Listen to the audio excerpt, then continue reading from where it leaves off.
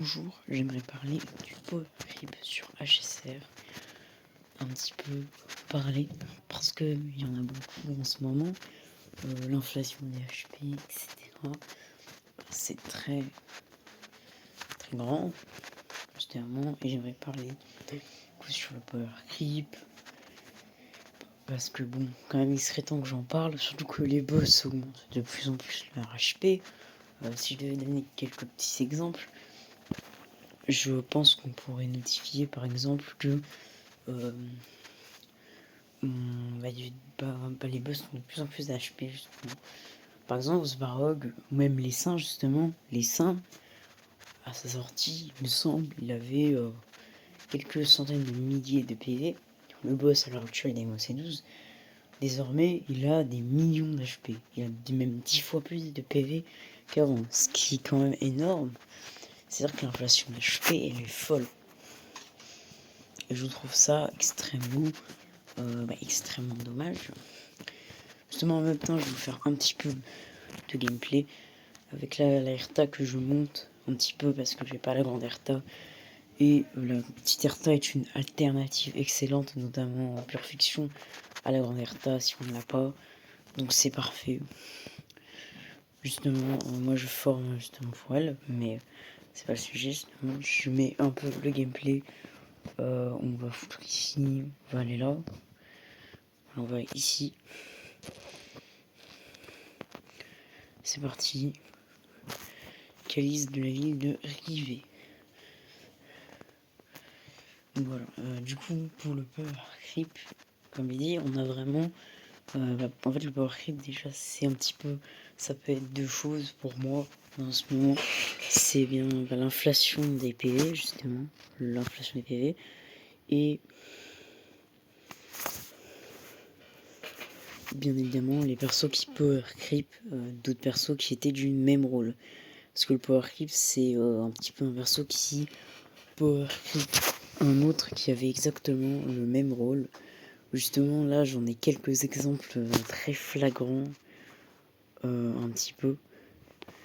Par exemple on a Sunday que vous voyez juste ici, lui en soi Sunday c'est un support ultra spé mono cible qui va être ultra fait pour les hyper carry, etc., qui va donner plein de buffs sur un personnage.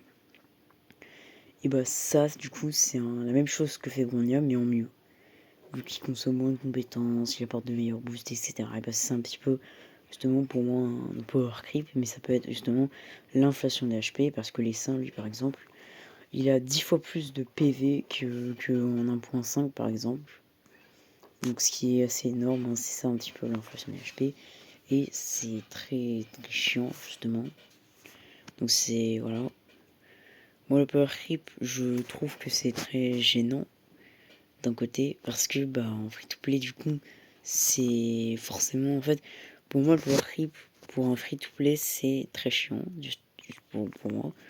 Pour un cash player par contre, en vrai de vrai c'est pas si horrible que ça, mais du coup plus il y a de power creep, moins le jeu devient free to play friendly. C'est ça aussi qui me fait chier, parce que moi je suis free to play, et parce que plus les boss sont leur PV, plus c'est compliqué. Je pourrais notamment que je trouve Conquista est quand même un jeu qui, malgré qu'il soit PVE, mais quand même genre un free to play mais vraiment une vitesse, enfin un cash player plutôt une vitesse, vraiment un free to play, mais genre dans le sens vraiment total. Parce que notamment en free to play on peut pas prendre les codes signatures, et ça c'est très gênant, en tout cas on peut pas tous les prendre. Et ça c'est justement très chiant en free to play, parce qu'on peut pas forcément avoir les codes signatures des persos, et il y a vraiment des codes signatures qui d'ailleurs font beaucoup la différence, hein, justement sur HSR, hein, et que c'est malheureusement compliqué aussi sur HSR. Les codes signatures vraiment ils font vraiment, ils mettent vraiment une vitesse au compte free to play. Je trouve même que les comptes free to play sont pas si forts que ça malheureusement sur HSR. Voilà, après c'est mon avis, mais il y en a vraiment qui sont vraiment pas très efficaces. Je devais donner un exemple de persos qui sont beaucoup moins forts sans leur code signature.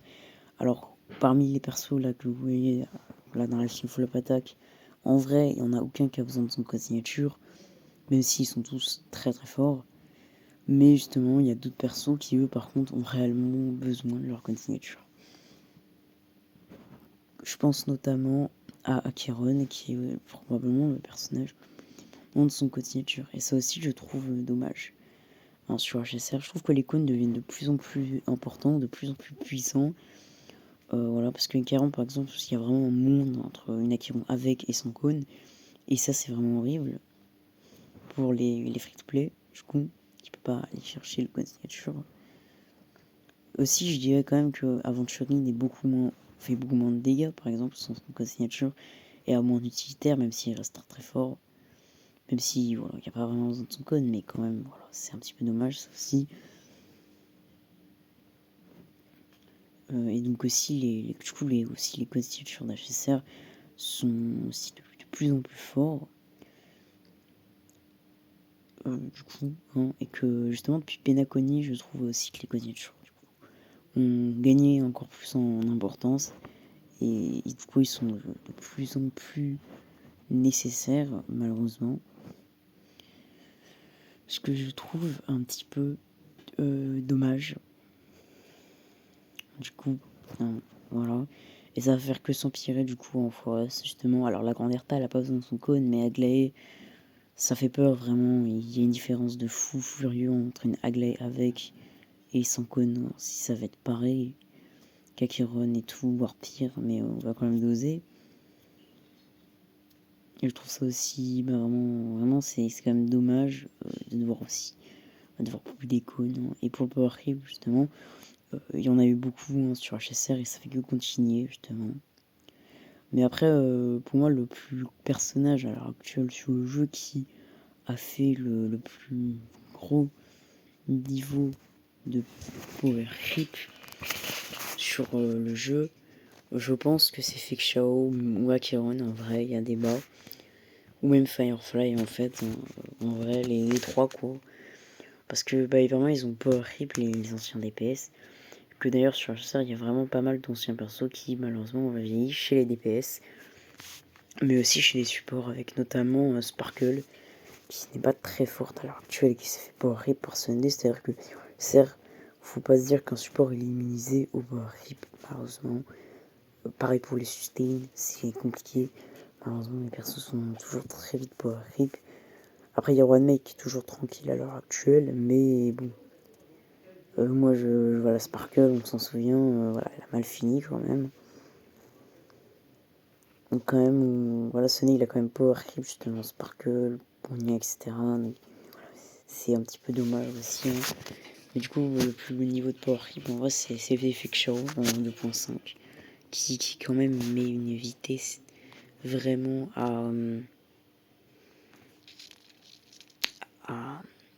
qui a vraiment mis une vitesse à tous les DPS parce que le perso avec sa team finie, elle était capable de faire du zéro cycle avec un sustain, ce qui était une grande première aussi. Hein.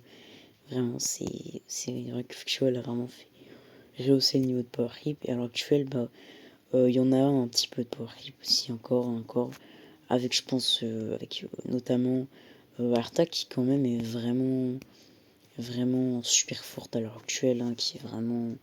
En fait, elle est très forte de base, mais c'est surtout le contenu qui l'avantage en soi. C'est ça, sa force.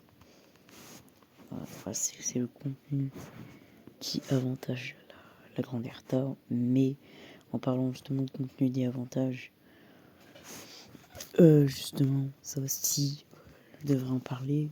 Le contenu quand même avantage énormément les nouveaux versos. Et je trouve ça un petit peu dommage parce que ça hausse leur performance.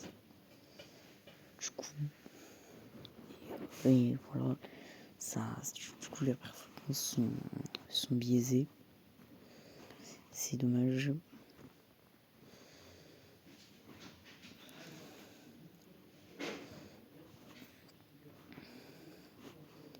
Et ça aussi, j'aime pas justement parce que Erta, justement, et Rappa sont énormément à l'heure actuelle avantagés par le contenu qui est ultra orienté à AOE. Moi, ça me saoule parce que Moi les PF, et enfin les As et les Mossé à l'époque, alors au début, c'était clairement pas orienté à eux, mais fort de constater que depuis la sortie de Rappa et la Marta, que quasiment tous les contenus sont avec 5,5.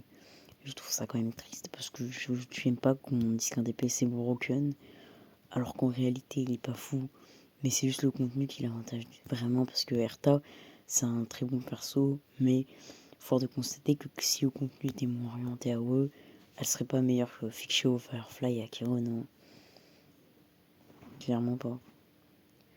Et ça aussi j'aime pas, je trouve que sur HSR depuis Rappa les persos sont de plus en plus mis en avant, et ça va s'empirer avec Aglaé qui, en fait je vous le dis direct, mais dans les Moussela 3.0, le boss, si les boss ils n'auront que des FPS foudre, et en plus de ça, ça va, la bénédiction des Mosel, elle va donner des de recharge d'énergie aux personnages qui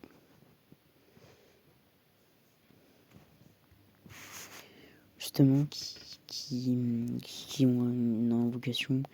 Ça va augmenter leurs dégâts, et en plus il y aura un boost d'énergie, donc les performances d'Aglaé aussi seront biaisées à sa sortie, hein. Donc ça aussi j'aime pas vraiment. À chaque fois qu'un perso sort, il transforme les contenus juste pour lui, et quand c'est un perso en édition, autant dire que je l'ai dans le cul, parce que vraiment transformer les Mossé en PF et les As en PF aussi c'est chiant, parce qu'en ce moment il n'y a que de la haute, de toute façon je vais vous montrer tout de suite. Voilà, pour vous prouver qu'il n'y a que de la haute. On va aller ici. Regardez-moi ça.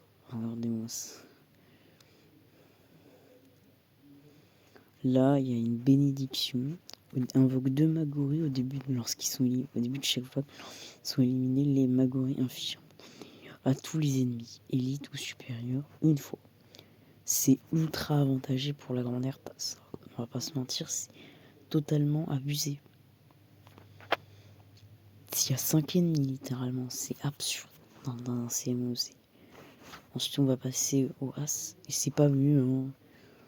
Regardez-moi, c'est une dinguerie. Regardez, vous avez le choc bar.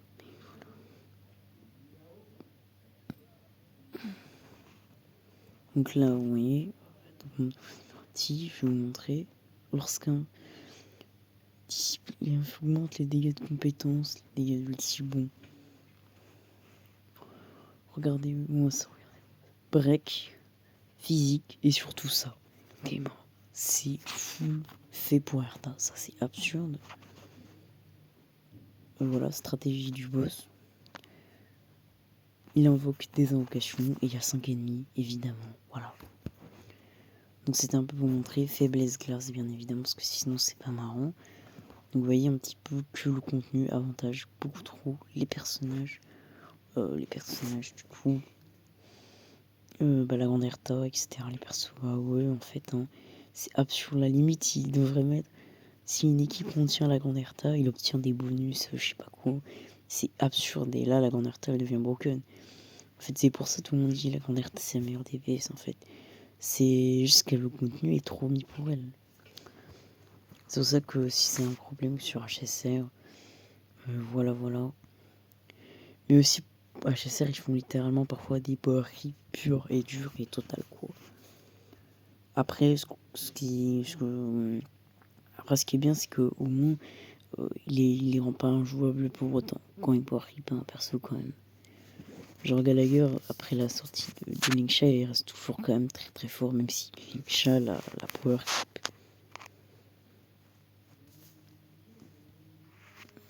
Mart 7 et Moz, ils sont très forts, même si ils sont pas au niveau d'une topaz, ils restent très très jouables.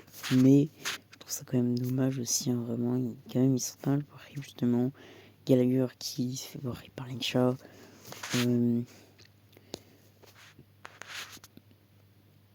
Du coup, on a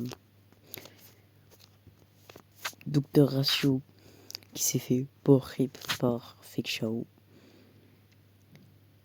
Voilà.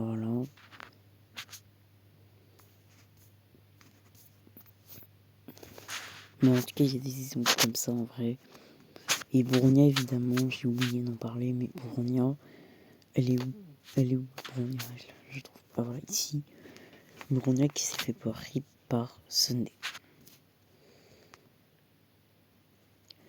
Donc voilà, c'est un petit peu pour parler justement des petits problèmes je sais en ce moment. Voilà un petit peu des jours que je voulais en parler justement. Le power creep, l'inflation des HP, etc. etc. Et surtout les contenus qui avantagent énormément les nouveaux persos. Et le fait que en fait le contenu est full orienté à eux. Ce que je déteste en ce moment vraiment dans la grande Erta, on va pas se le cacher. Elle gâche le jeu en ce moment. Voilà, elle gâche le jeu, elle l'a détruit. Dans le sens que là, à cause d'elle, les Mossé, les As, qui normalement sont mono-cible slash blast, sont devenus totalement AOE avec que des faiblesses classes, parce que sinon c'est pas marrant. Plus les bonus, quand il y a 2 persos à l'édition, par équipe, ils sont bluffés, évidemment, pour la grande Erta. Justement. Et donc les solutions pour le power creep, en tout cas essayer de gérer le power creep, justement, c'est surtout de finir nos archétypes. En soi, c'est surtout ça. Faut vraiment finir nos archétypes, faut finir nos teams, etc. Faut vraiment les finir le plus possible.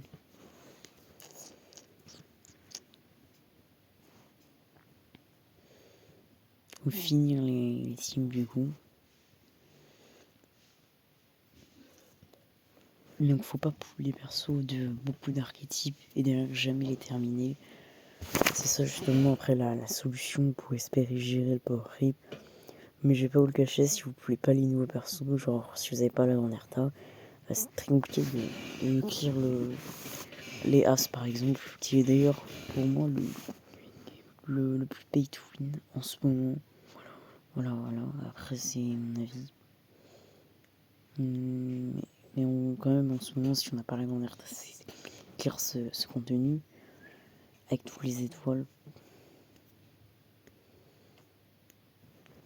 Mais quand même c'est en vrai il faut déjà justement faut vraiment finir vos archétypes et espérer pour que le contenu ne mette pas trop en avant les personnages. Voilà, vraiment genre par exemple moi j'en avais pas full Firefly et derrière Skip, Fugue et Licha derrière et Juan Mei en fait. Il faut vraiment finir vos archétypes parce que sinon croyez-moi que ça va être galère. Et aussi c'est vrai que les codes toujours font la différence. Et c'est pour ça que ça me fait chier aussi en ce moment, parce que si vous n'avez pas les codes, ça peut vraiment être compliqué. En tout cas, il va falloir faire des retries. Ça, c'est sûr. Moi, j'arrive pas à créer le contenu parce que voilà, j'ai pool des persos un peu partout. Et du coup, mes archétypes ne sont pas terminés. Genre, au mieux de pool une Rapa, j'aurais dû pouler un GQ pour ma team. Ma team Acheron, ou genre pool une chat plutôt. Pour la team Firefly. C'est pour ça moi j'arrive pas trop à créer le contenu, c'est parce que j'ai mal géré mes teams. Cependant j'ai quand même réussi à finir les archétypes. L'archétype follow attack justement que j'ai fini.